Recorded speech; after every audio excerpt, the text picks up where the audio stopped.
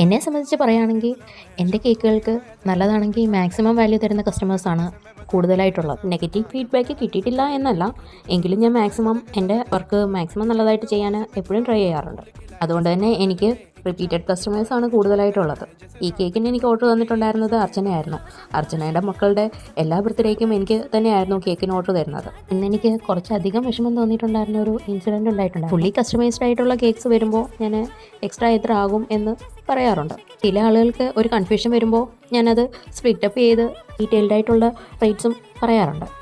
ശരിക്കും ഞാൻ കേക്ക് ചെയ്ത് തുടങ്ങുന്നത് വരെ കസ്റ്റമൈസേഷൻ എന്താണെന്നോ എക്സ്ട്രാ ചാർജ് കേക്കിന് എങ്ങനെ ആവുമെന്നോ ഒന്നും എനിക്കൊരു ഐഡിയയും ഇല്ലായിരുന്നു. അത് വെച്ചിട്ടാണ് ഞാൻ കേക്കിൻ്റെ ഓർഡർ വരുമ്പോൾ ഒരുവിധമുള്ള എല്ലാവരുടെ അടുത്തും ഞാൻ എക്സ്പ്ലെയിൻ ചെയ്ത് കൊടുക്കാറുണ്ട്. മോസ്റ്റ്ലി എല്ലാവർക്കും അത് മനസ്സിലാകാറുമുണ്ട്. ഫുള്ളി കസ്റ്റമൈസ്ഡ് ആയിട്ട് സ്റ്റിക്കർ ടോപ്പേഴ്സും ഫോണ്ടൻ വർക്കും അതുപോലെ തന്നെ ടോൾ കേക്കും ആയിട്ടുള്ള ഒരു കേക്കിന് നിങ്ങൾ കേക്കിൻ്റെ റേറ്റിനെക്കാട്ടിലും എക്സ്ട്രാ കൂടുതൽ വാങ്ങിക്കുമെന്നു എന്ന് പറഞ്ഞിട്ട് ഓർഡർ ക്യാൻസലായി